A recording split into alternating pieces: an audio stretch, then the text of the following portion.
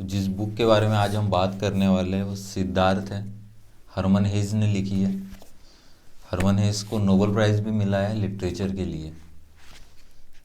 सिद्धार्थ से आपको अंदाज़ा लग गया होगा कि कहीं ना कहीं गौतम बुद्ध से रिलेटेड ये बुक है। जो लोग भी स्पिरिचुअलिटी तो बात की बात हो गई, इवन अगर आप रीडिंग स्टार्ट करना चाहते हो और आपको कोई किताब चाहिए तो मैं सभी को यही किताब रिकमेंड करता हूँ। छोटी सी किताब है और बहुत ही सिंपल इंग्लिश है, कहानी समझ में भी आती है, एब्जॉर्ब भी आप कर पाओगे, विजडम भी है किताब में। आपकी पढ़ने की रुचि भी बढ़ेगी अगर आप इस किताब से पढ़ना शुरू करते हो। और थोड़ा सा स्पिरिचुअलिटी का टेस्ट है इसमें, तो उस डायरेक्शन में, उस नीश में भी आप आगे बढ़ सकते हो अगर आपको स्पिरिचुअलिटी इंटरेस्ट रखता है और आपको वो चीज़ें पढ़नी है तो।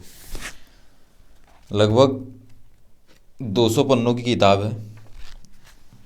मैंने तो एक दिन में ख़त्म की थी, बट अगर आप नए रीडर हो धीरे धीरे पढ़ सकते हो। 5 पन्नों से 10 पन्नों से शुरू कर सकते हो। किताब में लगभग आपको मिलेंगे 10 या 12 चैप्टर्स हैं।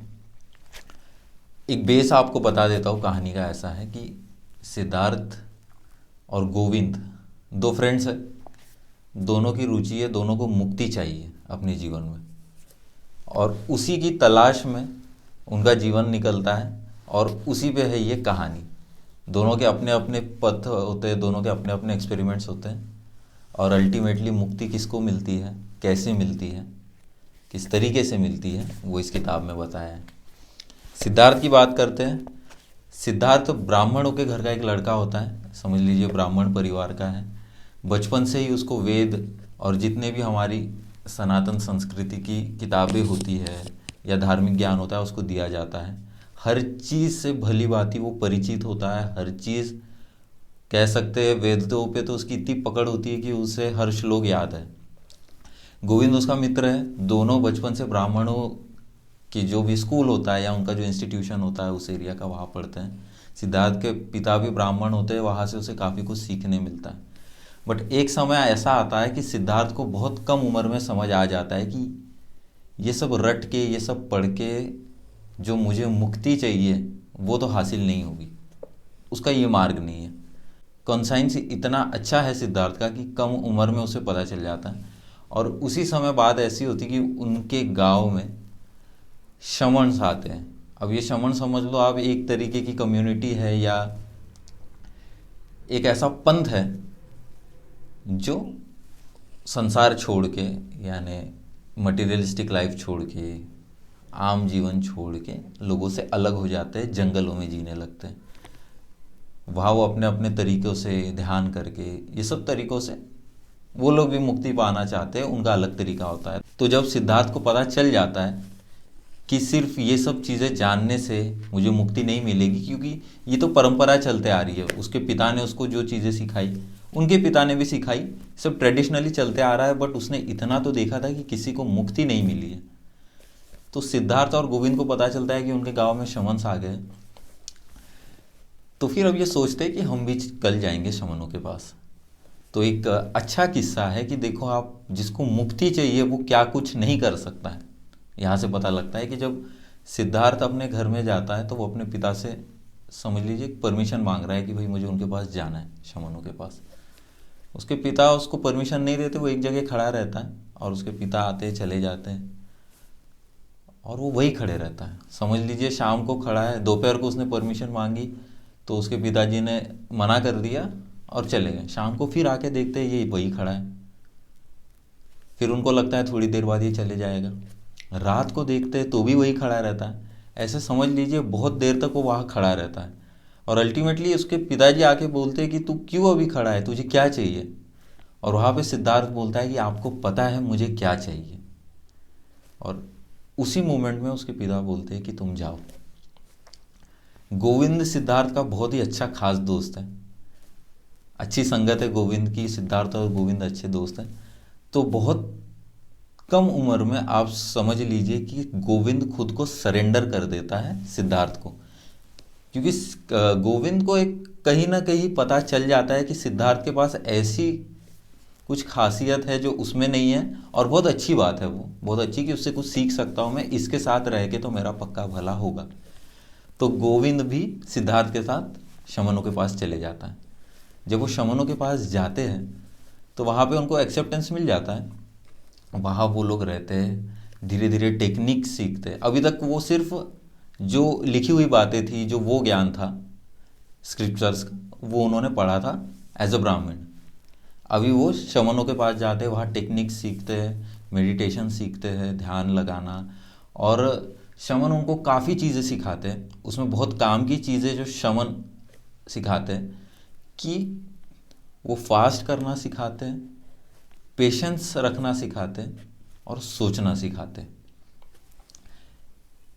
ये डेलिबरेटली ये तीन चीज़ें नहीं सिखाई जाती है, बट उनके साथ रह के उन तरीकों को अपना के, उन टेक्निक्स के साथ इतनी अच्छी अच्छी मेडिटेशंस टेक्निक उनको सिखाई थी कि जैसे वो कई समय दिनों तक वहाँ पे ध्यान में लगा रहता है। और एक तरीका ऐसा है कि वो अब इस बॉडी में ध्यान में लगा हुआ है, और फिर वो जो अलग अलग जानवर है उनके बॉडी में जाके उनकी आत्मा बन के जी सकता है।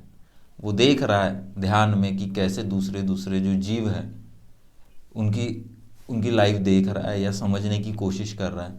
तो ऐसी न जाने कितनी टेक्निक्स वहाँ पे रह के दोनों सीखते हैं। कई दिनों तक ये मेडिटेशन, फास्टिंग, ये सब चीज़ें होती रहती है। तो एक दिन सिद्धार्थ को ख्याल आता है कि जिस मोमेंट में मैं मेडिटेशन कर रहा हूँ और अपनी सोल मेरे बॉडी से हट रही है, या मैं दूसरे कुछ मोमेंट्स के लिए दूसरे जानवरों का सोल बन के वो महसूस कर रहा हूँ, तो उसे लगता है इससे फ़ायदा क्या है, ये तो एक एस्केपिंग है। मतलब मेरा जो आत्मन है, जो सेल्फ है, उससे मैं भाग रहा हूँ कुछ क्षणों के लिए, कुछ घंटों के लिए, और मुझे लग रहा है कि मुझे मुक्ति मिल जाएगी। तब उसके मन में एक बहुत बड़ा डाउट आता है और वो कन्फ्रंट करता है गोविंद से कि इतने सालों से जो हमारे टीचर्स हैं, 60 साल हो गए, वो यही सब टेक्निक्स कर रहे हैं, पर उनको मिला क्या है? क्या उनको मुक्ति मिल गई है? और गोविंद कहता है कि नहीं, ये तरीका है, धीरे धीरे मिल जाएगा। तब सिद्धार्थ को लगता है कि सिद्धार्थ कहता है मैं 60 साल तक यही नहीं कर सकता हूँ कि बस मैं ये ध्यान करते रहूँ, एस्केप करते रहूँ खुद से, जबकि मुझे पता है कि अल्टीमेट रियलाइजेशन सेल्फ से होगा।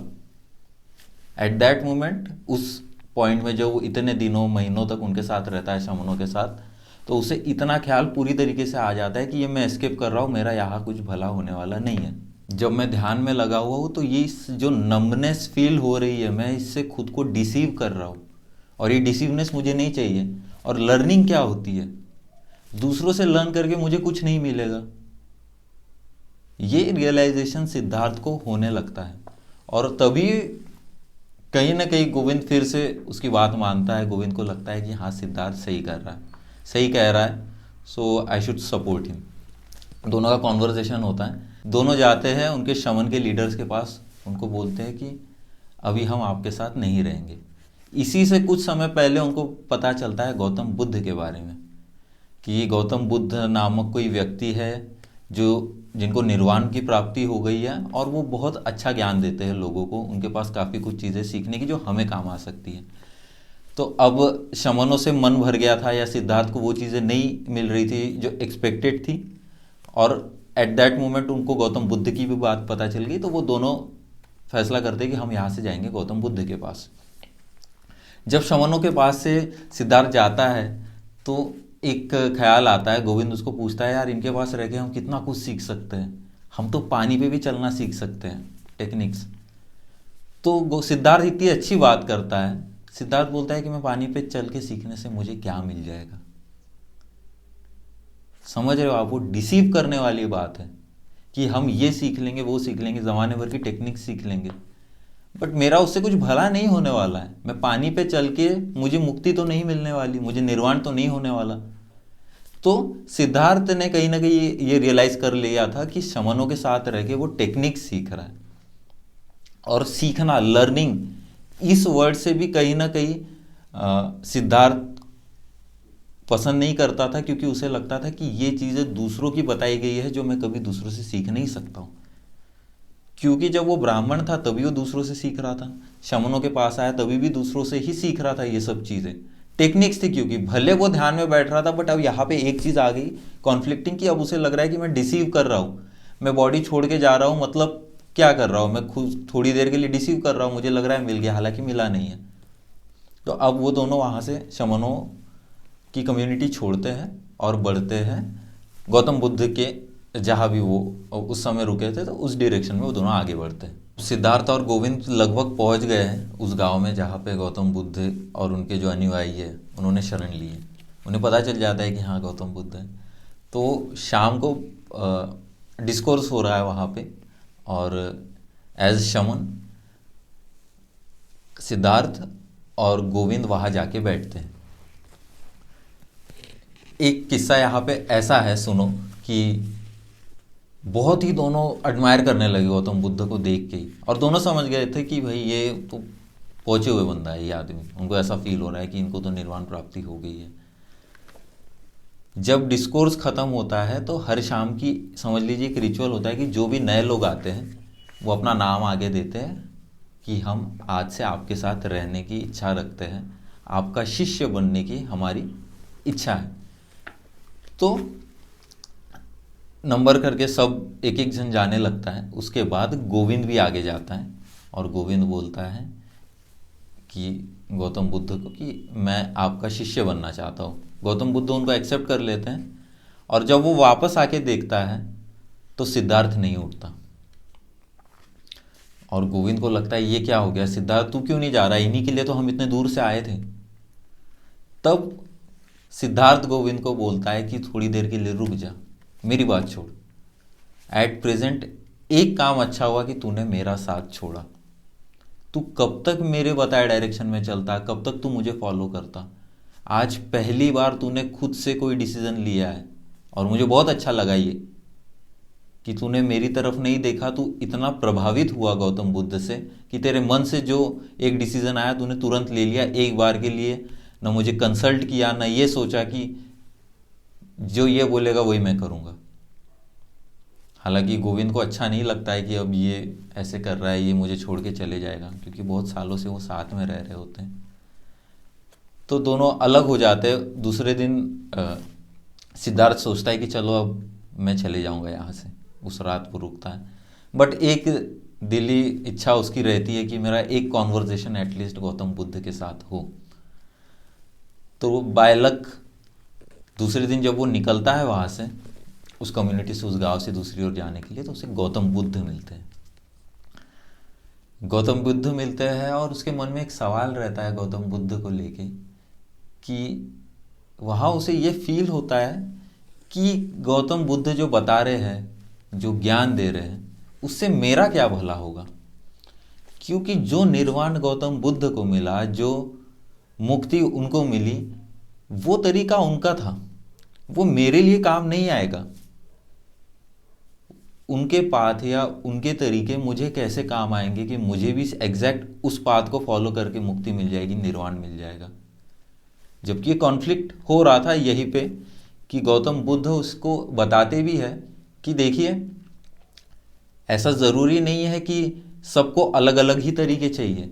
गुरु का काम क्या है कि मुझे वो चीज़ मिल गई है तो मेरे जो अनुयायी है, मेरे जो शिष्य हैं, मैं उनको पाथ बता सकता हूँ, और ज़रूर इस बात की संभावना है कि उन्हें भी मुक्ति मिल सकती है, क्योंकि उन्हें जानकारी नहीं है, हाँ, पर वो इच्छा रखते हैं। बट सिद्धार्थ पहले समय से, पहले दिन से ये मान चुका था कि नहीं, मुझे मेरा ही तरीका अपनाना है, मैं किसी की सुनूंगा नहीं। लर्निंग से मुझे फ़ायदा नहीं होगा, क्योंकि वो लर्निंग उस पर्टिकुलर इंसान के लिए काम आई थी जो मुझे काम नहीं आएगी। जब ये कॉन्वर्जेशन चल रहा होता है तो गौतम बुद्ध सही में सिद्धार्थ की आंखों में वो झलक देखते हैं कि इसको चाहिए वो चीज़, ये बहुत ज़्यादा उस चीज़ के पीछे लगा है कि मुझे मिलेगा, मुझे ज्ञान मिलेगा। बट एक छोटा सा कहीं ना कहीं उनको सिद्धार्थ के मन में ईगो दिखता है कि ये कहीं ना कहीं ऐसा इसको लग रहा है कि मुझे ही मिल जाएगा, मुझे खुद से मिल जाएगा। तो तब उसको बोलते हैं कि be aware of too much wisdom. हाँ, तुम बहुत अच्छे से बातें करते हो, तुम बहुत शार्प हो, वाइज हो, बट थोड़ा ध्यान रखना, इतना ज़्यादा विजडम तुम्हारे लिए हानिकारक हो सकता है। अब यहाँ से कितनी अच्छी एक सीख है कि सिद्धार्थ ने गौतम बुद्ध को छोड़ दिया और गोविंद, देखो दो दोस्त निकले थे कि भाई गौतम बुद्ध की शरण में जाएंगे। एक को गौतम बुद्ध मिल गया तो उसने पैर पकड़ लिए कि भाई अब मेरा सब कुछ यहीं पे है। वहां पे ये हिमाकत करना, ये सोचना कि नहीं मुझे गौतम बुद्ध से भी कुछ नहीं मिल सकता है, ये तो गौतम बुद्ध को दिखा कि इसके मन में ईगो है, बट शायद सिद्धार्थ के मन में नहीं होगा। बट ये सोच पाना कि नहीं मैं अपना तरीका ढूंढ लूंगा, इतना समझ लेना कि गौतम बुद्ध का तरीका उनके लिए था, ये मेरे लिए काम नहीं करेगा, और उनको छोड़ना बहुत बड़ी बात है। जिसको मुक्ति चाहिए वो गौतम बुद्ध को भी छोड़ सकता है। अब गौतम बुद्ध से अलग होके चले आगे सिद्धार्थ अपनी राह पे, उनको पता नहीं कहाँ जाना है। सिद्धार्थ की एक अच्छी खास बात ये थी कि वो खुद से बात करता था।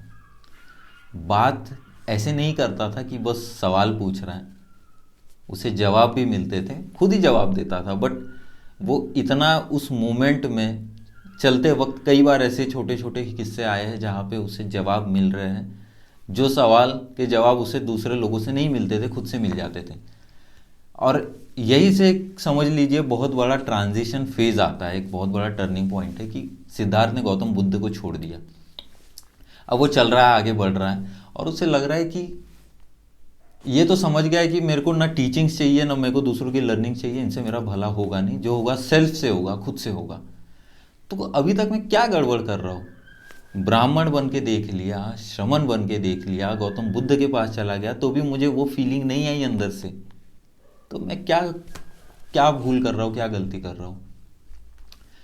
तब उसे रियलाइज होता है कि कहीं ना कहीं ये सब मुक्ति पाने के चक्कर में उसने जो एक लाइफ होती है, जो एक खुद में जो एक वो इंसान है जो संसार में जीता है, उसने उसको छोड़ दिया है। और तभी बड़ा अच्छे से ये लाइंस में लिखा हुआ है कि कैसे वो पेड़ों की पत्तियों के रंग देख रहा है, झरनों को देख रहा है, सूरज की किरणों को देख रहा है, उनके रंगों को देख रहा है। अब ये सब चीज़ें क्या डिपिक्ट करती है, ये डिपिक्ट करती है हमारी जो सेंसरी चीज़ें हैं, सेंसेस को डिपिक्ट करता है, जिसको वो ब्राह्मण और ये शमन और गौतम बुद्ध के पास आके इतने सालों से वो छोड़ रहा था। उसको लग रहा था कि नहीं ये मुझे नीचे खींच रहा है, ये दलदल है, सेंस के पास नहीं जाना है। जो आमतौर पर आदमी को लगता है कि भाई स्पिरिचुअलिटी के पाथ पे आना है तो सेंस को तो छोड़ना पड़ेगा हमको। तो तब उसको एक रियलाइजेशन होता है कि मैंने इतने साल ये सब चीज़ें छोड़ी है और मुझे पता ही नहीं कि मैं हूँ कौन। तो अगर मुझे नहीं पता है कि मैं कौन हूँ तो मुझे जानने के लिए कम से कम खुद की जो बेसिक चीज़ें होती है वो पूरी करनी पड़ेगी। मुझे जानना पड़ेगा कि जो खुद एक इंसान होता है एक मटेरियलिस्टिक लाइफ में, और वहाँ पे जो उसके सेंसेस होते हैं, जो वो चीज़ें वहाँ पे कंज्यूम करता है, ये सब चीज़ें मुझे पता नहीं है, इसलिए मैं खुद को नहीं जानता हूँ। और इतने दिन तो मैंने सब ये सब चीज़ों को दूर रख के कर लिया, मुझे मिला तो कुछ नहीं है, चलो मैं एटलीस्ट फील करके देखता हूँ कि ये सब चीज़ें क्या होती है। अब उसे कुछ आता तो है नहीं, बचपन से वो समझ लीजिए कि सेलिबेसी में रहा और ये सब ध्यान में ये सब करता रहा, तो ये सब चीज़ों की तरफ उसका कभी ध्यान नहीं था। यहाँ से निकला वो, अब उसको कहीं ना कहीं एक अवेकनिंग है। अब सही है या गलत ये तभी हम डिसाइड नहीं कर सकते, बट एक अवेकनिंग हुई कि कहीं ना कहीं मैं इतने सालों से जो कर रहा था अब मैं वो नहीं करूँगा, अब मैं चीज़ें बदलूँगा। और जब वो आगे जाता है तो एक जगह उसको एक लेडी दिखती है, लेडी दिखती है, उसके पास जाता है और कहीं ना कहीं उस मोमेंट में सिद्धार्थ थोड़ा सा उसके लिए उसको आकर्षण आ जाता है और उसके करीब जाता है और वो किस करने लगते हैं दोनों।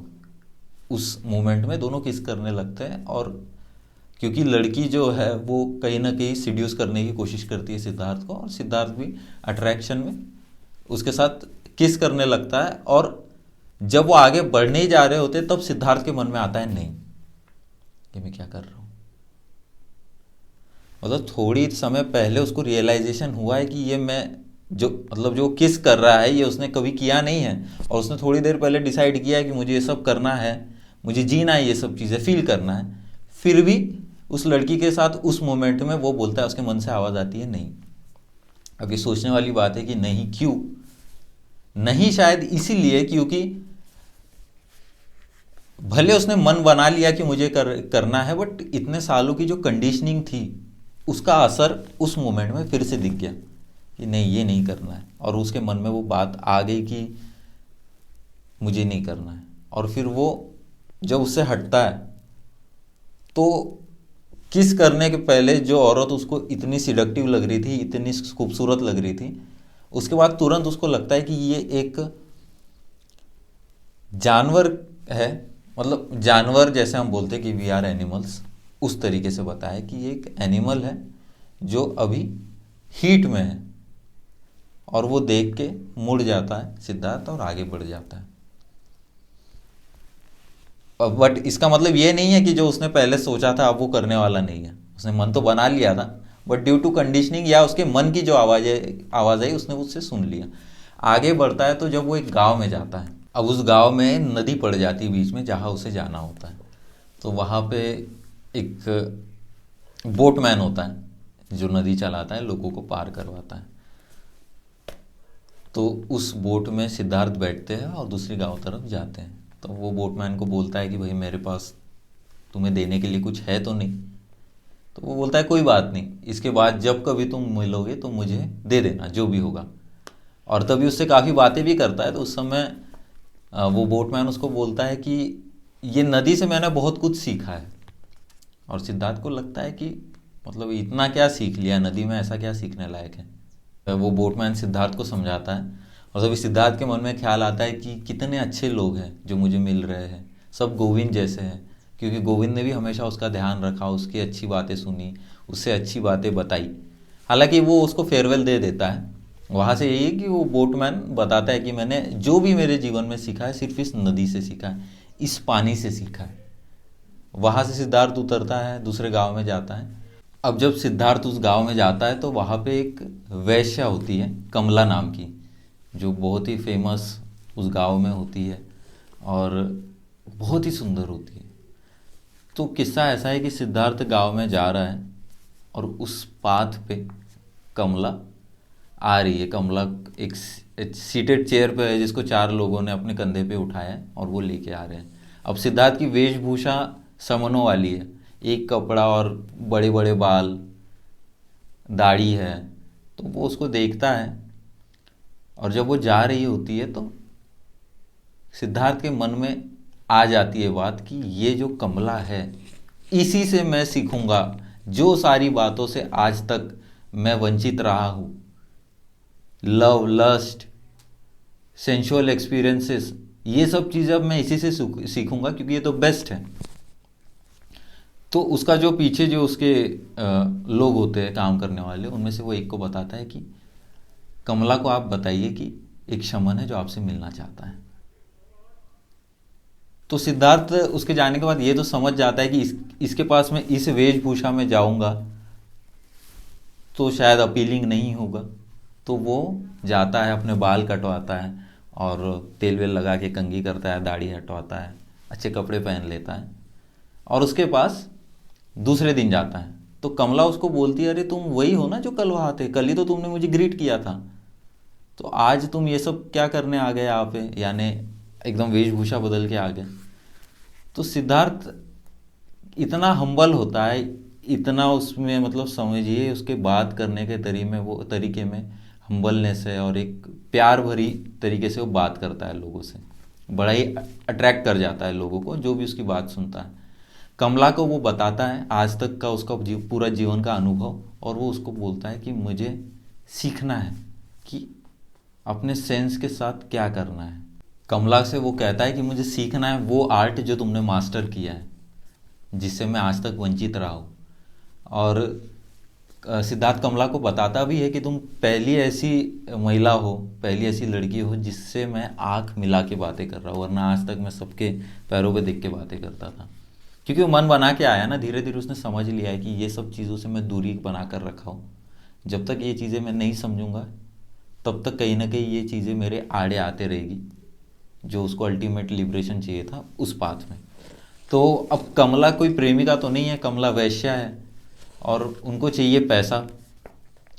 अगर उनको अट्रैक्ट करना है तो तुमको अच्छा दिखना चाहिए, तुम्हारे पास पैसे चाहिए, तुम मतलब अच्छे कपड़ों में होना चाहिए, ये सब चीज़ें वो कमला को उसको बताती है कि तुम्हारे पास तो ये कुछ नहीं है, तो मैं तुम्हारी मदद नहीं कर सकती हूँ, मैं तुम्हें क्या सिखाऊंगी।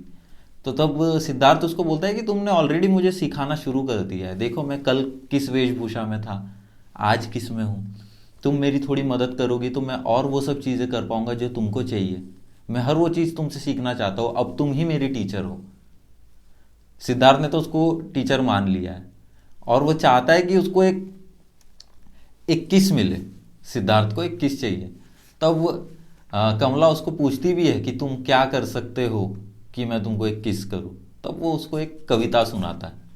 कविता उसे कमला को बहुत अच्छी लगती है और वो किस करती है सिद्धार्थ को।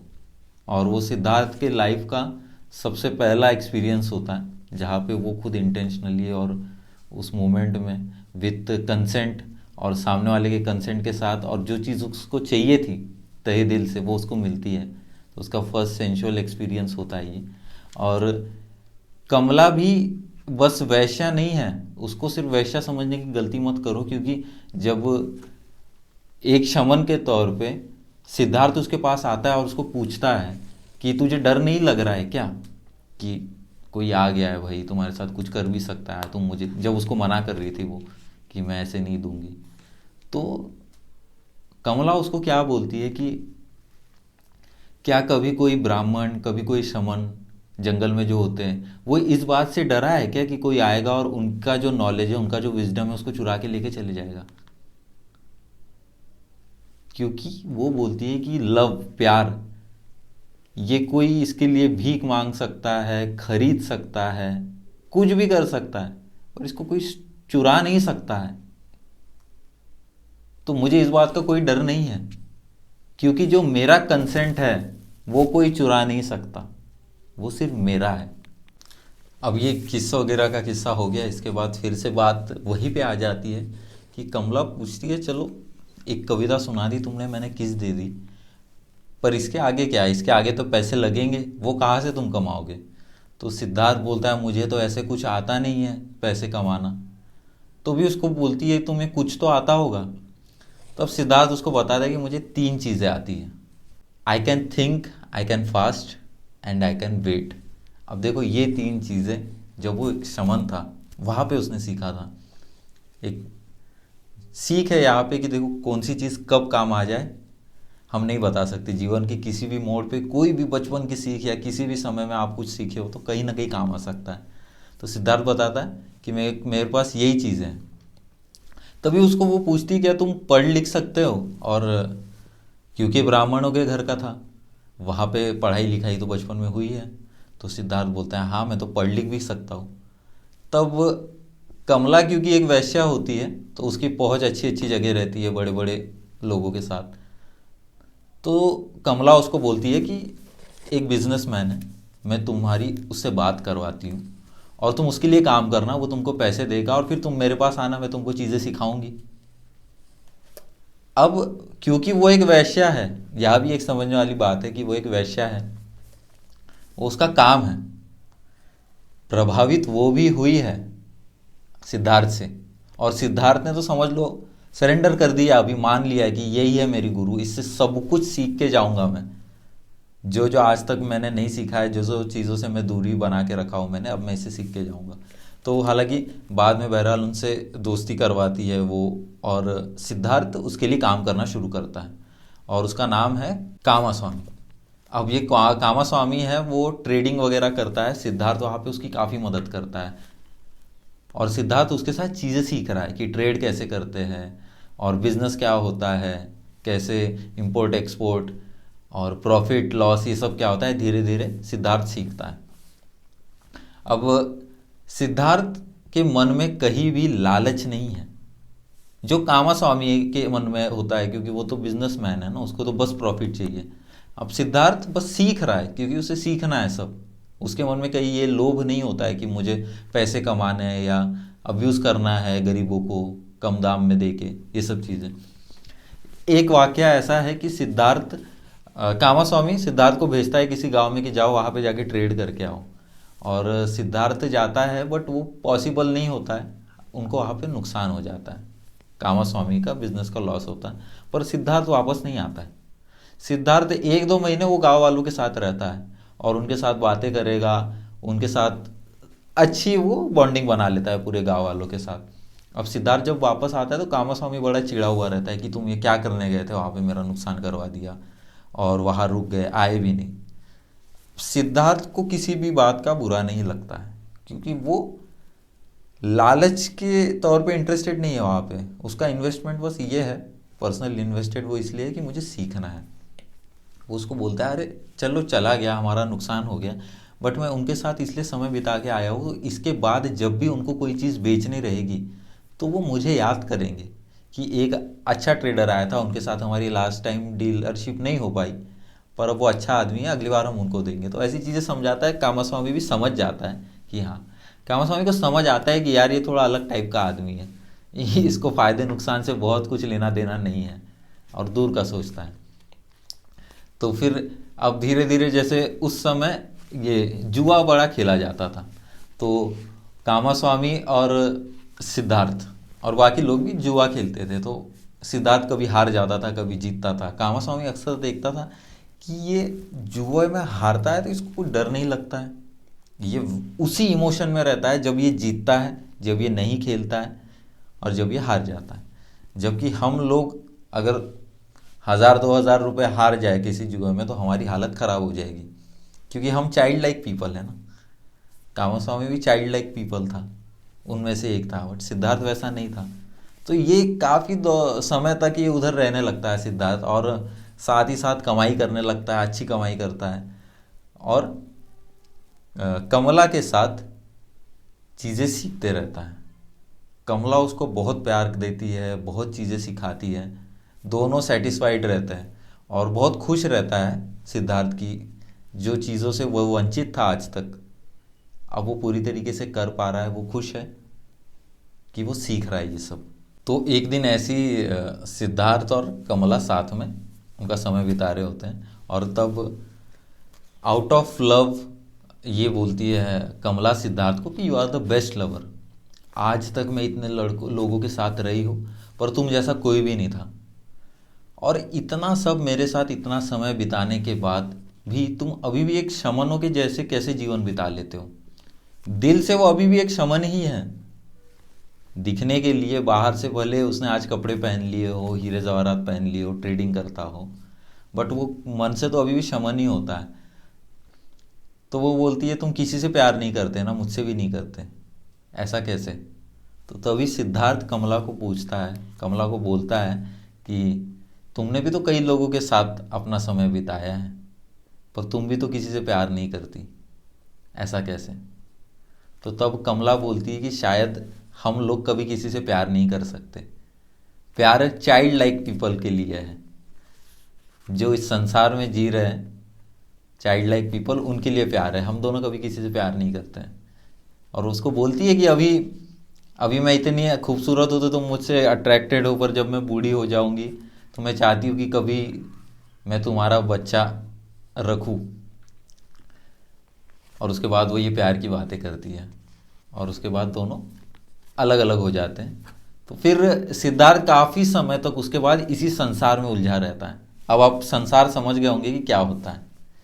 जो समय दिखने के लिए कम से कम बाहरी तौर पर सिद्धार्थ ने गौतम बुद्ध को छोड़ने के बाद बिताया है, ये संसार है।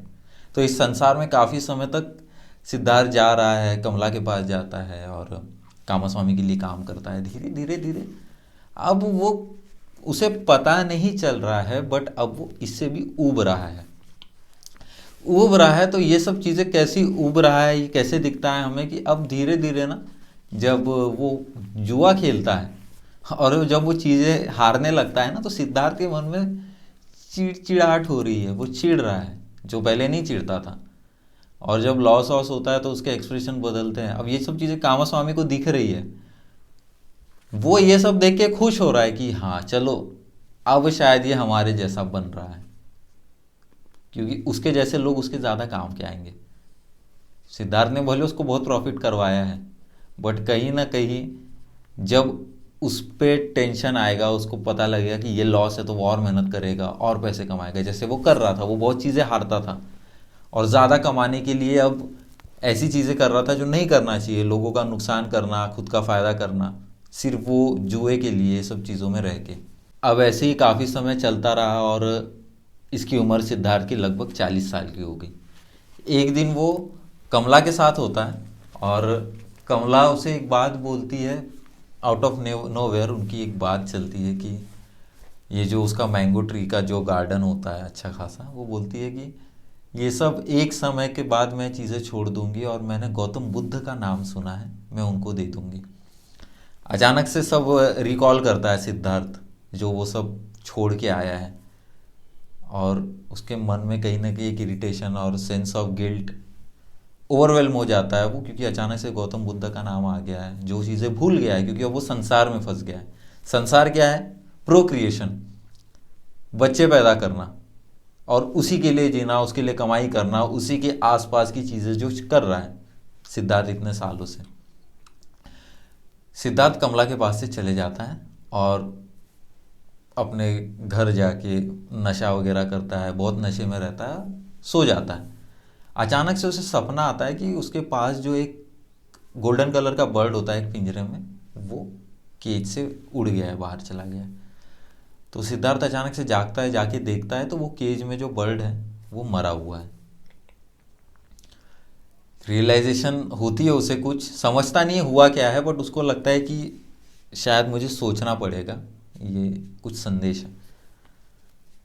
सिद्धार्थ वहाँ से हटता है, उठता है और शांत होता है, और जो गार्डन में आम का पेड़ होता है उसके पास नीचे जाके बैठता है।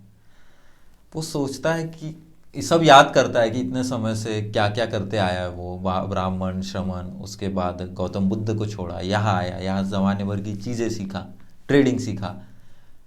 वो सोचता है कि आज मैं 40 साल का हो गया और मेरा चेहरा डल हो गया है, मैं अभी फ्रस्ट्रेटेड हूँ, मैं जुए में हार रहा हूँ, तो मुझे चिढ़ हो रही है जो नहीं होती थी एक समय में। और मैं गोविंद को छोड़ के आया हूँ, गौतम बुद्ध को छोड़ के आया हूँ। आज गोविंद इतने सालों से गौतम बुद्ध के साथ है, वो क्या बन गया होगा, और मैं गौतम बुद्ध को छोड़ के कामा स्वामी बन गया हूँ, जो कभी नहीं बनना चाहता था। अब वो जो बिहेवियर था उसका, वो कामा स्वामी जैसा था, क्योंकि संसार में फंसा हुआ है। और उस मोमेंट में वो रियलाइज करता है कि अब समय आ गया है, मुझे ये छोड़ना पड़ेगा। अब उसने एक्सपीरियंस कर लिया ना सेंसरी चीज़ें, जो चीज़ों से वो दूर था, अब उसने वो भी भोग लिया सब, और उसको फील आ गया कि इसमें कुछ नहीं है। और गौतम बुद्ध ने जैसे उसको एक बार वार्निंग दी थी जब उसने उनको छोड़ा था कि तुम काफ़ी समझदार व्यक्ति हो, पर तुम्हारे पास जो ज्ञान है वो तुम पे हावी पड़ सकता है। एक तरीके का ईगो या टू मच विजडम भी तुम्हारे लिए खतरनाक हो सकता है। ये सब चीज़ें वो रिकॉल करता है और वो छोड़ देता है, और वहाँ से फिर अपने रास्ते जंगल की ओर निकल जाता है। अब जो हमारे सिद्धार्थ है, ये चले जंगल की ओर आगे बढ़ते बढ़ते, और फिर पहले की तरह जब ये जैसे चलता था तो ये खुद से बातें किया करता था। और आज भले वो सब चीज़ें छोड़ के आया है, वो एक अच्छी बात उसके मन में आती कि मैंने वो छोड़ दिया, बट नाउ ही रियलाइजेस कि उसने कितना कुछ वेस्ट कर दिया है अपना, और कि मैं कैसा हो गया, मैंने कितनी चीज़ें भोग लिया और मैं कैसा फील कर रहा हूँ। उसको बहुत बुरा लगता है, बहुत ज़्यादा बुरा लगता है। उसको लगता है कि ये एक तरीके का क्राइम कर दिया हूँ मैंने, बहुत ज़्यादा गिल्ट में होता है। और उसको लगता है कि इस चीज़ की सिर्फ एक ही सज़ा है कि मैं ये जीवन नष्ट कर दूँ, अपना ख़त्म कर दूँ। और वो एक पेड़ के पास खड़े रहता है, नीचे पानी होता है, मतलब नदी होती, रिवर होती है एक, तो खड़ा रहता है वो, उसी गिल्ट में रहता है। और एक मोमेंट में वो डिसाइड करता है कि बस अब ये जो नदी है इसमें जो भी मगरमच्छ होंगे, बस मेरी सारी गलती का पश्चाताप मैं उसी से करूँगा कि मैं इनका खाना बन जाऊँ। और वो खुद को छोड़ देता है और पानी में चले जाता है, डूबने लगता है। डूबते वक्त भी उसको काफ़ी चीज़ें रियलाइज़ होती है। और काफ़ी देर तक पानी में रहने के बाद अचानक से उसको ओम आवाज़ आती है कानों में, और वो तुरंत उठ के बैठता है, उठ जाता है वो पानी से, कि अचानक से उसको फील होता है कि ये मैं क्या कर रहा था। अब मैं ये गिल्ट कर रहा हूँ कि मैंने ये सब चीज़ें कर ली, जबकि ये मेरा कॉन्शियसली लिया हुआ डिसीजन था। और उस ओम के साथ उसको वो सारी टीचिंग्स याद आ गई कि वो कितना ब्लेसफुल है कि उसको वो एक ह्यूमन बॉडी मिली है जिससे वो निर्वाण प्राप्ति के लिए इतनी चीज़ें करता रहा, और अब वो मरने के लिए जा रहा है। तब उसको लगता है कि ठीक है मैंने गलतियां कर ली, बट एटलीस्ट अब मैंने छोड़ के तो आया हूँ उन सबको, अब मैं उस मार्ग पे दोबारा आ गया हूँ, मैं ये वेस्ट नहीं कर सकता। उसका मूड थोड़ा शांत होता है और वो थकान रहती है उसमें, तो वो सो जाता है, पेड़ को टिक के सो जाता है। अब वो जगह ऐसी रहती है जहाँ मगरमच्छ सांप वाप ये सब चीज़ें चलती रहती हैं, तो वहाँ से कुछ एक ग्रुप जा रहा होता है, समझ लीजिए अपना जो लोग सन्यासियों का ग्रुप जा रहा होता है, शमन होते हैं उसमें और काफ़ी लोग होते हैं।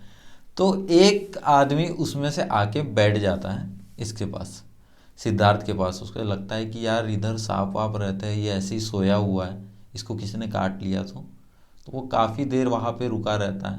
लगभग 40 साल का आदमी रहता है वो भी, और उसी वेशभूषा में रहता है, सन्यासी होके बैठा है। और काफ़ी देर बैठने के बाद उसके जो सारा ग्रुप रहता है वो आगे चले जाता है, और वो इसके पास रुका रहता है कि जब ये उठेगा तो मैं चले जाऊंगा, उसकी देख रेख के लिए वहाँ बैठा है। थोड़ी देर के बाद अच्छा खासा सोने के बाद सिद्धार्थ जागता है। अब सिद्धार्थ जाग के बैठता है, देखता है कि ये कौन बैठा है मेरे आगे, और फिर वो उसको पूछता है तुम ऐसे क्यों बैठे हो, कौन हो तुम। तो सिद्धार्थ बताता है, सिद्धार्थ उसको भी बताता है ये सारी चीज़ें। और बाद में वो बोलता है कि चलो अब मैं चलता हूँ, मैंने इसीलिए यहाँ पे रुका था कि तुमको कुछ हो ना जाए, कोई जानवर तुम पे हमला ना कर दे, अब मैं जाता हूँ। तो सिद्धार्थ उसको बोलता है कि okay farewell to you Govind. तो गोविंद एकदम, जो वहाँ पे वो सन्यासी था, उसे लगता है इसने मेरा नाम कैसे पहचान लिया, मैं गोविंद हूँ, इसको कैसे पता। तो बोलता है तुम मुझे कैसे जानते हो। तो फिर सिद्धार्थ उसको बताता है अरे मैं तो तुझे बचपन से जानता हूँ। और धीरे धीरे फिर उससे समझ, वो बताता है हम ऐसे रहे वैसे रहे, और उसको याद आता है अरे ये तो सिद्धार्थ है। तो उसको बोलते सिद्धार्थ तू क्या कर रहा है, ये सब कैसी वेशभूषा है तेरी। तो सिद्धार्थ उसको बताता है कि मैं इतने साल उस गांव में था, कमला के साथ था, ट्रेड में था, बिजनेस करता था, ये सब चीज़ें था। तो सिद्धार्थ को वो पूछता है तो अब तू क्या है। तो वो बोलता है अब तो मैं एक सन्यासी हूँ जो मुक्ति की मार्ग पर खोजी बन के निकला हूँ। तो गोविंद कहता है कि ये कपड़ों में कैसे भाई, ऐसे इतने तुमने अच्छे कपड़े पहने हैं, हीरे जवाहरात पहने हैं, जूते देखो तुम्हारे, बाल देखो, ऐसे कपड़ों में तो कोई नहीं मानेगा कि तुम खोजी हो। वहां पे उसको बोलता है कि मैं कल तक अमीर था अभी नहीं हूँ। तो वो बोलता है कि फिर तुम कल क्या होगे। बोलता है मुझे नहीं पता, जिस तरीके से तुम इस रास्ते में हो, तुम अलग अलग गांव में जा रहे हो, मैं भी वैसे ही, मुझे नहीं पता कहाँ जाऊंगा, जैसे तुम्हें नहीं पता। मेरे कपड़ों से जज मत करो, कपड़े तो क्योंकि मैं अमीर था, क्योंकि मैं वहां से इधर आया हूँ, इसलिए मैंने ये कपड़े पहने। वो देखता है कि गोविंद के चेहरे में एक तेज होता है, अच्छा चेहरा, वो इतना बूढ़ा नहीं लगता है जितना गोविंद हो गया है, क्योंकि गोविंद ने भोग में नहीं रहा ना इतने सालों से। हालांकि बाद में गोविंद चले जाता है, फेयरवेल दे देता है उसको गो। और सिद्धार्थ वहाँ बैठा हुआ है, और अब सिद्धार्थ को नदी पार करनी है, और सिद्धार्थ वहाँ पे रह के देखता है कि ये जो पानी बह रहा है ये हर मोमेंट में बह रहा है, और ये पुराना भी नहीं है, नया भी नहीं है, पर हर पल नया है।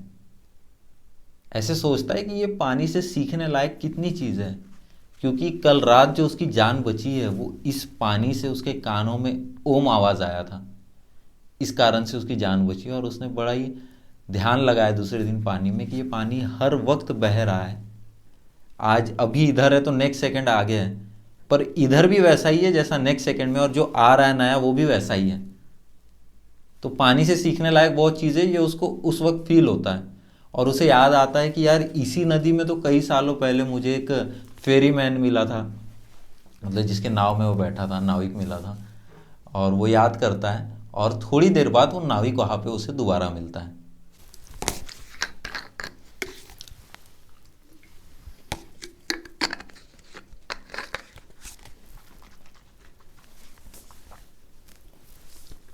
सिद्धार्थ अब तुरंत पहचान लेता है कि ये वही नाविक है जिसके पास वो कई सालों पहले जिसके बोट में बैठा था। और उसको बताता है कि शायद आपको याद नहीं होगा, बट मुझे याद है। तो फिर सिद्धार्थ बैठता है उनके साथ और उनको बोलता है कि कितना अच्छा जॉब है ना, आप इतने कितना अच्छा काम है कि पानी के साथ आप रहते हो, बड़ा अच्छा लगता है ये देख के। तो वो उसको बोलता है कि हाँ अच्छा तो है, मैंने काफ़ी कुछ सीखा है इससे, जो उसने कई सालों पहले भी बोला था उसको। तो ये सिद्धार्थ बोलता है कि मुझे भी सीखना है। अब उसको कल रात को अंदाज़ा हो गया था कि इस पानी से बहुत कुछ है सीखने लायक। और जब वो दोबारा देख रहा है उस नाविक को, और जब नाविक भी कह रहा है कि मैंने बहुत कुछ सीखा है, तो क्यों ना मैं इसका शिष्य बन जाऊं। तो वो उसको पूछता है कि मुझे आप अपने साथ रखोगे क्या। तो वो बोलता है मैं इन कपड़ों के साथ तुम मेरे साथ कहाँ रहोगे, ये काम ये कपड़े पहन के नहीं किया जाता है। तो फिर सिद्धार्थ कहता है कि मुझे आज दोबारा से मेरे कपड़ों के कारण जज किया है, प्लीज़ मेरे को डिस्ट्रस्ट मत करो, मैं सही में सीखना चाहता हूँ, मुझे बस एक कपड़ा दे दो ओढ़ने के लिए और अपने पास रख लो। तो जो फेरी मैन है वो उसको रख लेता है। अब जो नाविक है उसका नाम देखिए वासुदेव है। लेखक ने जानबूझ के वासुदेव नाम दिया होगा, जैसे श्री कृष्ण अर्जुन के सारथी थे, वैसा ही इस नाविक को सिद्धार्थ का सारथी वासुदेव नाम से बनाया। तो वासुदेव बोलता है कि चलो ठीक है मेरे घर चलो। वासुदेव की कुछ सालों पहले पत्नी होती है पर उसकी डेथ हो जाती है, तो एक बेड खाली होता है। वो बोलता है ठीक है तुम अब से इधर रहो और मेरे साथ काम करो। तो वो दोनों साथ में रहने लगते हैं, काम करने लगते हैं और अपना बोट चलाते हैं, लकड़ियाँ काटते हैं, खाना बनाते हैं साथ में, और बहुत सादा खाना खाते हैं वो लोग, एकदम बेसिक खाना जो सन्यासी लोग खाते हैं, चावल और पानी, और ये इतना ही बस उनका खाना होता था। एकदम सिंपल लाइफ वहाँ पे वो जी रहे हैं। धीरे धीरे कॉन्वर्जेशन स्टार्ट होता है इस पे कि पानी से कैसे चीज़ें सीखी जा सकती है। तब सिद्धार्थ बताता है कि उस रात उसके साथ क्या हुआ था कि वो ओम आवाज़ का कि जिससे वो जगा। तब वासुदेव बोलता है कि मैंने बहुत चीज़ें सीखी है, तुमने ओम सुना, मैंने इस पानी से गाय की आवाज़, हाथी की आवाज़, मछलियों की, पक्षियों की, सबकी आवाज़ सुनी है। तो सिद्धार्थ पूछता है कि ये सब अलग अलग आवाज़ सुन के अल्टीमेटली तुमने क्या सुना। तो उसने बोला मैंने ओम सुना। तो जो एक मोमेंट के लिए अ, उस पॉइंट पे सिद्धार्थ ने सुना था, वासुदेव ने वो चीज़ जीत ली थी, वो चीज़ सीख ली थी कि पानी कैसे तुमको सिखा सकता है सब कुछ, विथ द कॉन्टेक्स्ट ऑफ ओम, क्योंकि उसने ओम सुन लिया था। अब ओम ही है, जैसे सनातन संस्कृति में भी और बौद्ध धर्म में भी और जैनों में भी ओम को बहुत महत्व दिया है। जो आत्मन है, ओम से ही सारी चीज़ें हैं, ओम ही अल्टीमेट ट्रूथ है। तो सिद्धार्थ अब ये सीखना चाहता है कि पानी से कैसे सुना जाए। तो अभी धीरे धीरे उनकी प्रैक्टिस स्टार्ट होती है, जहाँ पे वासुदेव सिखाते हैं सिद्धार्थ को कि पानी से तुमको कैसे सच सुनना है, ट्रूथ सुनना है। समय बीतता गया, सिद्धार्थ और वासुदेव साथ में रहते गए। अभी वो दोनों बात नहीं करते थे आपस में। एक समय ऐसा आ गया कि वो दोनों चुप रहने लगे। सिद्धार्थ ने लगभग वो सारी चीज़ें सीख ली थी जो वासुदेव उसको सिखाना चाहते थे, और ये दोनों वही नाविक थे, क्योंकि अगले गांव में गौतम बुद्ध रहा करते थे और कई सन्यासी आते थे, कई समन आते थे कि उनसे मिलने के लिए, और ये दोनों उनको पार कराया करते थे। पर ये दोनों एकदम शांत रहते थे, बात नहीं करते थे। ऐसे ही एक दिन वासुदेव को एक औरत की चीख सुनाई देती है, और वो जंगल में जाके देखता है तो वहाँ पे एक औरत को सांप ने काट लिया होता है, उसके साथ एक 7-8 साल का बच्चा होता है। वो उसको लेकर अपने घर आ जाता है, और उसको देखते ही जब सिद्धार्थ उसको देखता है तो वो पहचानता है, अरे ये तो कमला है। और वो पूछता है कि तू यहाँ क्या कर रही है। तो कमला बताती है कि मैं गौतम बुद्ध की शरण में आने के लिए इतने दूर से चलते आ रही हूँ, और ये तुम्हारा ही बेटा है। जब आखिरी बार हम दोनों मिले थे उसी के बाद इसका जन्म हुआ, जब तुम मुझे छोड़ के चले गए थे। तो ये छोटा सिद्धार्थ होता है कमला के पास। तो काफ़ी उसका इलाज करते हैं दोनों मिलके, पर कमला बचती नहीं है, कमला की जान चली जाती है। क्योंकि सिद्धार्थ का वो बेटा रहता है तो सिद्धार्थ उसको अपने पास रख लेता है और उसे एक अच्छी परवरिश दे दूंगा ऐसा सोचता है, काफ़ी चीज़ें सोचता है उसके लिए। वो उसे अचानक से लगता है ना कि ये तो उसका बेटा है, इसको कैसे छोड़ सकता है, अब इतने साल तक कमला के पास था। सोचने की बात यह है कि अब ये पहला मोमेंट है, ये पहली बार उसने फील किया कि इसका प्रोक्रिएशन है, ये इसका बच्चा है। जो जब वो संसार में था उस समय, तब उसने ये चीज़ कभी फील नहीं की थी और उसको डर भी नहीं था। बट अब अचानक से उसके सामने एक बच्चा आ गया है, जो उसको पता लग गया विद कंफर्मेशन कि ये इसका बच्चा है। उसके अचानक मन में अटैचमेंट आने लगता है और बच्चे को वो अब उसी गांव में रख रहा है, उस जंगल में। वासुदेव, सिद्धार्थ और वो छोटा बच्चा। अब वो बच्चा इतने सालों से किसी शहर में रहा जहाँ उसने अलग अलग अमीरों की ज़िंदगी जी, अच्छी अच्छी चीज़ों में उसकी परवरिश मिली, अच्छा खाना मिला, अच्छे खिलौने मिले, अच्छे कपड़े मिले। यहाँ उसको क्या मिलेगा? ये उसके लिए एक सडन चेंज था, क्योंकि कमला के साथ जब वो बच्चा इतने समय से चलते भी आ रहा था तो कमला को बड़ी दिक्कत होती थी। ये बच्चा कहीं भी रुक जाता था, चलता नहीं था। एक छोटे बच्चे के टेंट्रम्स बहुत होते हैं, इस कारण से उसको काफ़ी 1 साल लग गया वहाँ से निकलते इस जगह पहुँचते तक, बट उसकी डेथ हो गई। तो अब सिद्धार्थ इसको पालने की कोशिश कर रहा है, बट ये जो बच्चा है ये बड़ा ही स्टबर्न टाइप का है और विद्रोह कर रहा है। वो बेचारा जान के भी नहीं कर रहा होगा, बट क्योंकि वो ये सब चीज़ों से यूज टू नहीं है तो उसे लग रहा है कि मुझे यहाँ क्यों फंसा के रखा है। और सिद्धार्थ बहुत कोशिश कर रहा है एकदम पेशेंटली इसको हैंडल करने की, क्योंकि सिद्धार्थ तो चिढ़ नहीं सकता, उस पर दबाव नहीं बना सकता, उसको मार नहीं सकता। और बच्चा हर बार जब सिद्धार्थ उसको कुछ काम देता है तो बच्चा बोलता है मैं नहीं करूँगा। धीरे धीरे ये इरिटेशन होने लगा, बच्चे को ज़्यादा होने लगा और सिद्धार्थ को नहीं समझ रहा है कि मैं कैसे हैंडल करूँ इस बच्चे को, जबकि मैं इसको छोड़ भी नहीं सकता, वो तो मेरा खून है। ये सब चीज़ें वासुदेव को जब दिखने लगी तो वासुदेव को लगने लगा कि ये बच्चे पे ज़बरदस्ती हो रही है। और वो उसको, सिद्धार्थ को समझाता है कि तू ऐसे नहीं कर सकता है। वो बच्चा दूसरे तरीके से पला बड़ा है, अब अचानक से तो उस पर जोर ज़बरदस्ती कर रहा है, वो विद्रोह करेगा। तो सिद्धार्थ बोलता है नहीं नहीं, मैं इसको अच्छे तरीके से मैनेज करूंगा, इसको अच्छी परवरिश दूंगा। अल्टीमेटली वो बच्चा एक दिन भाग जाता है बिना बताए, और सिद्धार्थ को लगता है कि ये कहाँ भाग गया। बट अटैचमेंट, ये संसार है, संसार में हमें अटैचमेंट होता है लोगों से। कितनी भी चीज़ें आंखों के सामने आ जाए, कितना भी सच पता चल जाए, हम वो छोड़ नहीं सकते। सिद्धार्थ उस बच्चे के पीछे ये सुनने के बाद भी भागता है और शहर तक पहुंचता है। अब सिद्धार्थ ने उसके पीछे भागना तो शुरू कर दिया और उसके दिमाग में ये सब चीज़ें आ भी रही है, उसे समझ भी रहा है कि शायद वो बच्चा इस जंगल के लिए नहीं बना है, गलत कर रहा हूँ मैं, नहीं करना चाहिए मुझे। और वो जंगल से ज़्यादा उस जगह ज़्यादा सेफ रहेगा जहाँ वो आज तक पला बड़ा है। और उसे एक उम्मीद भी उसकी खो रही थी धीरे धीरे जब वो शहर की तरफ भाग रहा है उस बात से, बच्चे को ढूंढने के लिए कि शायद बच्चा मुझे नहीं मिलेगा। ऐसे ही भागते भागते वो एक जगह पहुंचता है जहाँ उसको वही रोड मिलता है जहाँ पहली बार वो शवन बन के आया था और कमला अपनी सीडैन चेयर पे रास्ते से जा रही थी। उसके वो रिकॉल होता है कि इस पॉइंट पे कुछ सालों पहले मैं खड़ा था। उसे कामा स्वामी दिखता है और लोग दिखते हैं काम करते हुए। वो देख के उसके मन में एक कहीं ना कहीं एक दर्द उठता है।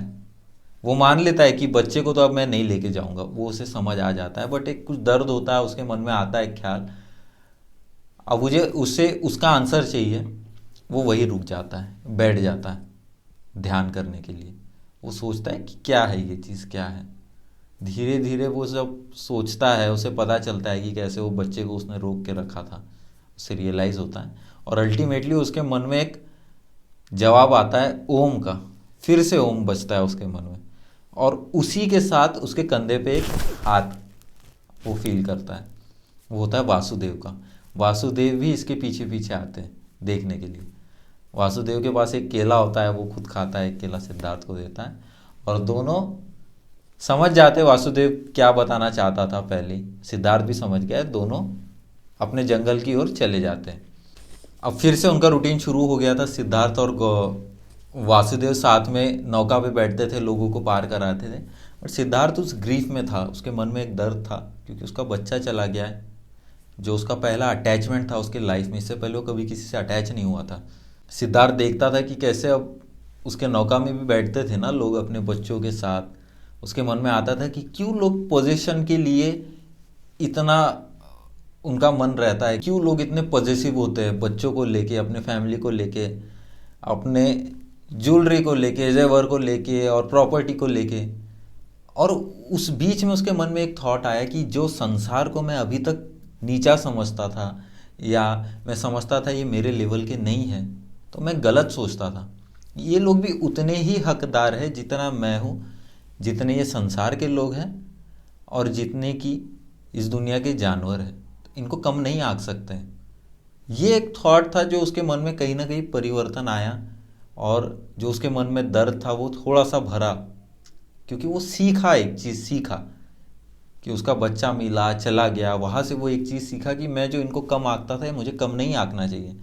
तो उसने कहीं ना कहीं बेनिफिट किया उसके पाथ को, जहाँ वो अल्टीमेटली चाहता है कि वो लिबरेशन की तरफ जाए। बट दर्द अभी भी है मन में। ऐसी एक दिन उसने मन बना लिया कि मैं फिर चले जाऊंगा अपने बच्चे को ढूंढने के लिए, वो कंट्रोल ही नहीं कर पाया। समझो बार बार क्यों सिद्धार्थ जा रहा है, क्योंकि बोलना आसान है कि हम छोड़ देंगे चीज़ें, डिटैच हो जाएंगे, बट डिटैच होना इतना आसान नहीं है। ये संसार है, संसार का नियम यही है कि आप नहीं छोड़ पाओगे चीज़ें। इसलिए वो हर बार उसको नया अनुभव मिल रहा है, वो मन बना रहा है, फिर चाह रहा है। अभी वो फिर जाने ही वाला था अकेले, और अचानक से वो सुनता है कि ये जो पानी है, ये जो नदी है, ये हंस रही है। और ये आवाज़ उसने पहली बार सुना, हंस रहा है, कि नदी हंस रही है। उसे समझ नहीं आता हंस क्यों रही है। और जब वो पीछे पलट के देखता है तो हंसी की आवाज़ बढ़ते जा रही है, बढ़ते जा रही है, और अचानक से उसको एक चेहरा दिखता है। और वो चेहरा होता है उसके पिता का। वो नदी उसको याद दिलाती है, जब वो बैक टू हिज चाइल्डहुड, बचपन में जाता है, कि कैसे वो जिद कर रहा था कि मुझे शमनों के पास जाना है, और उसके पिताजी उसको बोल रहे थे कि मत जा मत जा, पर ये रुक नहीं रहा था। और इतना इसने जिद किया, एक जगह खड़ा रहा, तो उसके पिताजी ने बोला कि चले जा। But the moment he left, तो उसके पिता को कितना दर्द हुआ होगा, वो उसने कभी नहीं सोचा। छोड़ दिया उसने घर, बट वो दर्द तो उसके पिता ने भी झेला है। और वो नदी हंस रही है कि याद कर, एक समय ये दर्द तेरे पिता को भी हुआ था, और तूने कभी सोचा नहीं, तूने तेरा रास्ता ढूंढा और उन्होंने तुझे जाने दिया। तो आज तू ऐसे क्यों कर रहा है, तू वो गलती क्यों कर रहा है? जब तेरा बच्चा जाना चाहता है, जब तुझे भी दर्द हो रहा है, तो याद कर कि तेरे पिता ने भी वो झेला, क्योंकि तेरी इच्छा थी, तेरी जिद थी। और तब उसको रियलाइजेशन होता है कि ये मैं क्या कर रहा था। वो मन बना लेता है कि अब मैं वापस नहीं जाऊंगा। ये सब चीज़ें इतनी ओवरवेलमिंग होती है, उसे समझ नहीं आता, इमोशनल होता है वो कि ये क्या हो गया मेरे साथ, इतनी सारी चीज़ें हुई। वो जाता है वापस उसकी कुटिया में जहाँ वासुदेव होता है।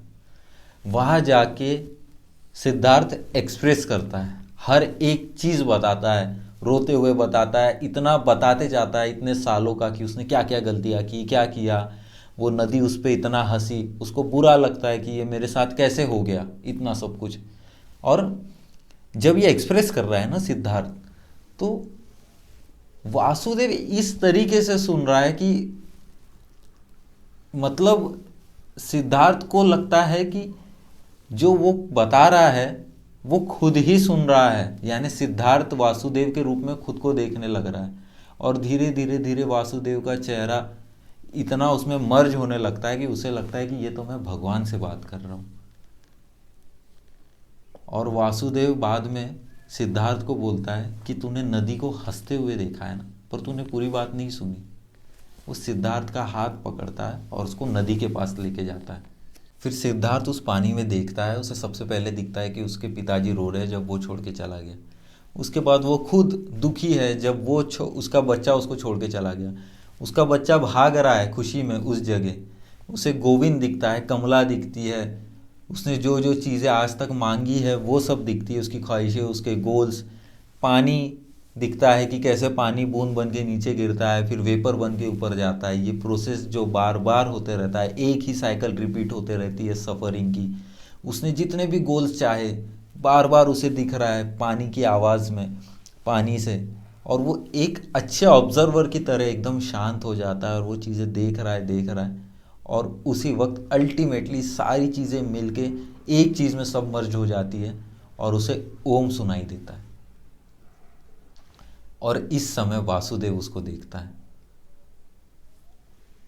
और सिद्धार्थ इतना शांत हो जाता है, उसके चेहरे पे जो इतने समय से वो एक दर्द था वो मिट जाता है, उसके चेहरे से दिखता है, उसका चेहरा खिल जाता है। और वासुदेव उसको बोलता है कि मैं इतने सालों से इसी मोमेंट की राह देख रहा था और अब मुझे अलविदा कहो। और वासुदेव वहाँ से चला जाता है और सिद्धार्थ ने वो चीज़ पा ली होती है जो इतने सालों से वासुदेव एक सारथी बन के, एक टीचर बन के उसे देना चाहता था, और वो सिद्धार्थ को मिल जाती है। अब वही ज्ञान के साथ जो एक समय वासुदेव का नाम प्रचलित था वहाँ पे कि ये एक ऐसा नाविक है जिसके पास बहुत ज्ञान है, जिसने बहुत ज्ञान अर्जित कर लिया है, जिसे मिल गई है मुक्ति। अब वासुदेव तो चला गया, अब वो नाम एक नाविक के तौर पे, नाम तो किसी को नहीं पता होता है, बट अब वो नाविक सिद्धार्थ बन गया है। और काफ़ी आजू बाजू आसपास की जगह में ये लगता है, लोगों को पता लगता है कि ऐसा भी कोई नाविक है जो बड़ा ज्ञानी है। अब कुछ ही जगह को छोड़ के दूर में गौतम बुद्ध के जो अनुयायी थे वो लोग साथ में रहते थे, जो कमला ने गिफ्ट किया था उनको गार्डन, उस जगह रहते थे। तो अब गोविंद को पता लगता है कि ऐसा कोई व्यक्ति है, मैं उसके पास जाऊंगा। और गोविंद आता है फिर यहाँ पे, और गोविंद आके देखता है अरे ये नाविक तो सिद्धार्थ है। और गोविंद को पता लगता है कि मतलब तुम्हारी ही बात हो रही है हर जगह कि तुम्हें मिल गई है मुक्ति, कैसे मिली बताओ मुझे। क्योंकि गोविंद तो इतने सालों से ढूंढ रहा है, तो गौतम बुद्ध की शरण में रहा है। और पिछले बार जब गोविंद को सिद्धार्थ मिलता है तो सिद्धार्थ की परिस्थिति तो गोविंद देख के गया है, उसे तो लगता है कि कहीं ना कहीं उसके मन में आया होगा ना कि ये तो कैसे कपड़ों में है, इसने इतना भोग लिया है, तो इसे कैसे मिल गया। और तब वो सवाल करता है कि मुझे बता तुझे ये कैसे मिल गया। तब सिद्धार्थ बोलता है कि चलो मैं मेरी कुटिया में चलो, मैं जिसके साथ कुछ साल पहले तक रहता था अब वो नहीं रहा है, एक बेड खाली है, तुम उसके साथ एक रात मेरे साथ बिताओ और उधर सोने चलो। तो गोविंद और सिद्धार्थ जाते हैं उस कमरे में, साथ में रहते हैं रात को। जब सुबह होती है तो फिर गोविंद उसे बोलता है कि बस मेरे एक सवाल का जवाब दे दो, क्या तुम्हारे पास कोई टीचिंग है मेरे लिए, क्या तुम मुझे कुछ सीख देना चाहोगे। कि याद करो बचपन से ही, जैसे ही हम जब शमनों के साथ रहे, गौतम बुद्ध के पास गए, मैं हमेशा बोलता था कि मैं टीचर्स या किसी की टीचिंग से कुछ नहीं कर सकता, पर सच बताऊँ तो मेरे बहुत टीचर्स रहे। जैसे एक वैश्या थी, उसके बाद कामा स्वामी था, एक बिजनेसमैन था जिससे मैं बहुत चीज़ें सीखा। गौतम बुद्ध का एक फॉलोअर था जिसने रात भर मेरा ख्याल रखा जब मैं एक नदी के पास सोया था।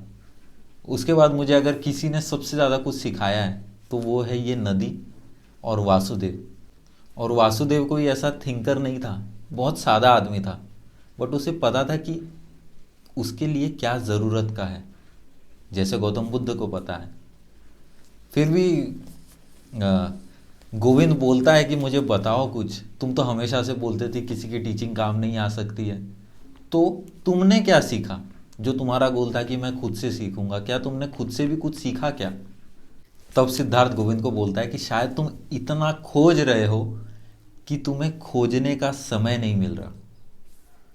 अब ये लाइन कंफ्यूजिंग हो सकती है, बट सिद्धार्थ उसको गोविंद को ऐसे समझाता है कि जब तुम कोई चीज़ ढूंढने निकलते हो, खोजने को निकलते हो, तो तुम्हारे दिमाग में ऑलरेडी एक गोल सेट होता है कि मुझे इसे ढूंढना है, और उसे ढूंढने के चक्कर में तुम दूसरी चीज़ों पे ध्यान नहीं देते।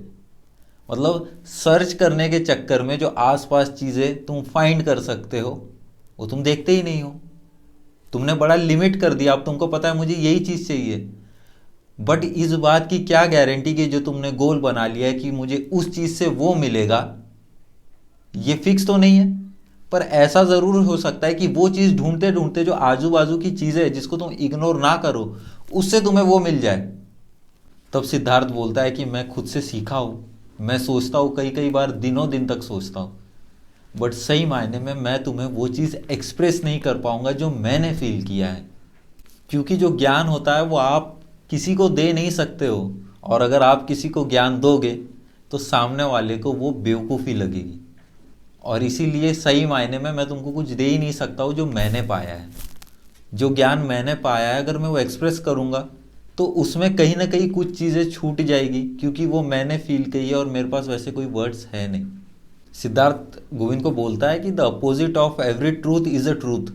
अब जैसे ये किताब है, ये एक सच है, पर ये वन एंड का सच है, और मैं बोलूँगा ये किताब नहीं है, तो ये भी एक वन एंड का ही सच है, आधा सच है। किताब है ये भी आधा सच है, और ये किताब नहीं ये भी आधा सच है। इसका जो दूसरा साइड है वो मैं बोल के नहीं बता सकता हूँ कभी भी। जब भी मैं एक्सप्रेस करूँगा, जब भी मैं कोई बात बताऊँगा, कोई फैक्ट बताऊँगा या कुछ समझाऊँगा, तो हमेशा मैं वन एंड से ही समझाऊँगा, एक एंड से ही बताऊँगा। जैसे समझने के लिए कि ये किताब है, तो ये किताब भी वन एंडेड है ये लाइन, क्योंकि ये मुझे आप तक पहुँचाना है। मैं बोलूँगा ये कि समझ लो ये किताब नहीं है, ये मोबाइल है। अगर ये किताब नहीं है तो भी ये वन एंडेड लाइन है, और मैं बोल रहा हूँ ये मोबाइल है तो भी ये वन एंडेड लाइन है। तो जब भी कोई चीज़ मुझे एक्सप्रेस करनी है तो वो एक ही तरफ से होगी, वो डबल साइडेड नहीं हो सकती है। और इसीलिए जो एक छोटा सा क्लैश आया था सिद्धार्थ के और गौतम बुद्ध के भी इसमें, कि गौतम बुद्ध निर्वाण और संसार को, ये दोनों को अलग अलग चीज़ें मानते थे, क्योंकि उनको समझाना है लोगों को कि ये निर्वाण है और ये संसार है, जबकि वो चीज़ें दोनों सेम ही है। और इसीलिए कभी भी कोई आदमी पूरी तरीके से सही और पूरी तरीके से गलत नहीं हो सकता है। वो हमेशा दोनों का मिक्सचर ही होगा, और वो एक साथ ही होगा।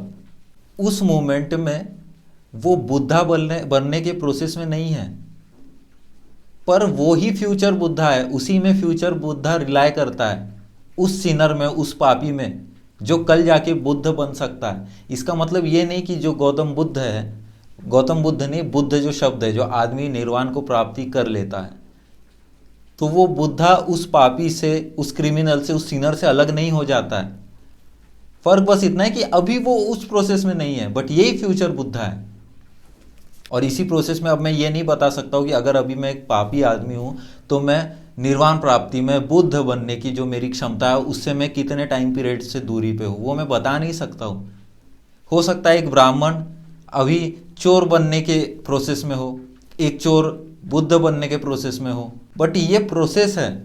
बट इसका मतलब ये नहीं कि जो फ्यूचर चीज़ है, जो फ्यूचर उनका प्रोसेस में वो जो बनने वाले हैं वो उसमें नहीं है, प्रेजेंट में उस प्रोसेस में वो नहीं है, बट अल्टीमेटली वो आदमी वही बनने वाला है। अब जैसे एक पत्थर है, अब वो पत्थर का चूरा हो गया, वो मिट्टी बन गया, मिट्टी से वो पेड़ बन गया, पेड़ से किसी के पेट में चला गया, फिर वहाँ से मल बन गया, फिर मिट्टी बन गया, पानी बन गया, पानी से ऊपर चला गया, वो एक समय में धीरे धीरे हो सकता है आदमी बन गया, और आदमी से वो बुद्ध बन गया। तो अब मुझे जब ये पता चल गया कि ये पत्थर से कोई बुद्ध बन गया, तो इसलिए मुझे उस पत्थर को प्यार नहीं करना है कि अब इसमें बुद्ध बनने की क्षमता है तो मैं इस पत्थर के हाथ पैर जोड़ लूँ या इसको अपना अच्छा मान लूँ, इससे प्यार करने लगूँ। पर मुझे उसे अच्छा मानना है क्योंकि वो उस स्टेट में ही सब कुछ है, वो पत्थर की स्टेट में ही बुद्ध है। अभी भी जो मैं चीज़ें आपको समझा रहा हूँ, मेरे दिमाग में जो चीज़ चल रही है, बट द मोमेंट मैं आपको कुछ बता रहा हूँ तो उसमें कुछ माइन्यूट चेंज हो जाते हैं। जब तक आप वो चीज़ें एब्जॉर्ब करते हो, आप सोचते हो, मेरे बताने में ही 10-15% तो मतलब बदल जाता है। तो जो वर्ड्स है वो कभी भी एग्जैक्ट मीनिंग नहीं समझा सकते कि आदमी फील क्या करता है। तो जो निर्वाण का, जो मोक्ष का जो मोमेंट है, जो मुक्ति की स्टेट है, वो कोई एक्सप्रेस नहीं करता, वर्ड्स में कर नहीं सकता, क्योंकि वर्ड्स कहीं ना कहीं डिसेप्शन का भाव देते हैं। तो कोई सीक्रेट वर्ड के थ्रू हम बता नहीं सकते, क्योंकि जैसे हम उसको वर्ड्स के थ्रू बताने जाएंगे उसका मीनिंग जो है वो डिस्टॉर्ट हो जाएगा। जो नदी से वो सीखा, तो आप किसी पत्थर से सीख सकते हो, पानी से सीख सकते हो, हर चीज़ से सीख सकते हो। ये याद रखो, ये भावना मन में होनी चाहिए, क्योंकि बुद्ध तो हर चीज़ में है, निर्वाण हर चीज़ में है। क्योंकि ये बुक हो गई, ये बुक पे जो ये फोटो बना है, अब ये फोटो भी एक वर्ड है, ये बुक भी एक वर्ड है, ये सिद्धार्थ भी एक वर्ड है, ये जैकेट भी एक वर्ड है। हम सब वर्ड्स से घिर गए हैं और वर्ड्स तक खुद को लिमिट कर देते हैं। रंग का भी, जैसे अब रेड है, अब ये रेड वर्ड है, हमने वर्ड्स को इतना लिमिट कर दिया है, वर्ड्स के आजू बाजू अपनी ज़िंदगी इतनी लिमिट कर दी है कि हम उसके परे सोच नहीं पाते, और वर्ड्स फिर आपको डिसेप्शन में डाल देते हैं। सिद्धार्थ बोलता है कि ये जो निर्वाण है, संसार है, ये तक शब्द है, ये निर्वाण भी बस वर्ड है, ये भी एक डिसेप्शन का तुमको फीलिंग देने लगा है वर्ड बन के, तुमको वो वर्ड को छोड़ना पड़ेगा। जब सिद्धार्थ गोविंद को बताता है कि मैं एक ही चीज़ बता सकता हूँ कि भाई मैं अपने आसपास की चीज़ों से प्यार कर सकता हूँ, लव कर सकता हूँ। हालांकि ये थोड़ा सा कॉन्ट्राडिक्ट करता है गौतम बुद्ध की बात से, क्योंकि उनका जो कहना था कि जीवन दुख का सागर है, वो कहीं ना कहीं दुख की बात करते हैं, और यहाँ जो सिद्धार्थ गोविंद से बात कर रहा था वो खुशी की थी, सुख की थी, अच्छे फीलिंग की थी, प्यार के इमोशन की थी। बट वो बताता है मैं तुझे यही बोल सकता हूँ, पर इसका मतलब ये नहीं है कि गौतम बुद्ध को मुक्ति नहीं मिली है। वो गौतम बुद्ध को मुक्ति मिली है तो वो पहले से ही कहते आ रहा है। अब ये इसका अनुभव था, इसका तरीका था, जिससे क्योंकि गोविंद ने पूछा और ये इतने सालों से सिद्धार्थ ने भी मुक्ति की चाह रखी थी, तो उसे उस तरीके से मिली। ये सब चीज़ें सिद्धार्थ गोविंद को बता रहा था, तो गोविंद के मन में आ रहा था कि ये सिद्धार्थ यार फुलिश बातें कर रहा है, थोड़ी बेवकूफ़ वाली बातें कर रहा है। जैसे सिद्धार्थ ने पहले ही शुरू करते हुए बोला था कि जब हम किसी को ज्ञान देते तो सामने वाले को बेवकूफ़ी लगती है। पर इतना बताते वक्त ही सिद्धार्थ क्या करता है ना कि गोविंद को पास बुलाता है और उसके माथे पे एक किस करता है, और उसी मोमेंट पे गोविंद को मुक्ति मिल जाती है, वो लिबरेट हो जाता है और उसे वो ज्ञान प्राप्ति हो जाती है और उसकी आंखों से आंसू बहने लगते हैं, और उसे सब समझ आ जाता है विद दैट टच कि सिद्धार्थ क्या कहना चाह रहा था। और इसी तरीके से सिद्धार्थ, ये बुक ख़त्म होती है, इसकी कहानी ख़त्म होती है। एक चीज़ मैं फिर से बताना चाहूँगा कि देखो वर्ड्स का यही खेल है जो इसमें बार बार बताने की कोशिश की है कि हाँ हम फील बहुत कुछ करते हैं, बट हम उस तरीके से एक्सप्रेस नहीं कर पाते। शब्दों का कोई भी खिलाड़ी हो, कितना भी खिलाड़ी हो, पर जो वो सोच रहा है कहीं ना कहीं जब वो मोमेंट उसके मुंह से वो शब्द निकलते हैं तो मीनिंग थोड़ा सा डिस्टॉर्ट हो जाता है, थोड़ा सा मतलब बदल जाता है। तो मैं चाहूँगा कि आपने इवन अगर ये सुनी हो मेरे से किताब, तो आप इसको पढ़ो, आपको मेरे से बताई हुई बातों से और अच्छे से चीज़ें खुद से समझ आएगी। ये मैं इस बात की श्योरिटी लेता हूँ कि समझ आएगी आपको चीज़ें, और ये एक बहुत अच्छी शुरुआत हो सकती है जहाँ से आप पढ़ने की शुरुआत कर सकते हो और काफ़ी चीज़ें आपको समझ भी आएगी। पूरी तरीके से गौतम बुद्ध की जो टीचिंग्स है वो इसमें नहीं है, बट इसका मतलब ये नहीं है कि इसको पढ़ना नहीं है। काफ़ी कुछ चीज़ें आपको ये समझा के जाएगी, और गौतम बुद्ध को पढ़ने की शुरुआत यहाँ से बिल्कुल की जा सकती है। तो किताब आपको कैसी लगी मुझे बताना कमेंट्स में, और अगली किताब पे कौन सी किताब पे हम डिस्कस करें वो भी आप बताना, आपको कैसे फील हुआ वो बताना।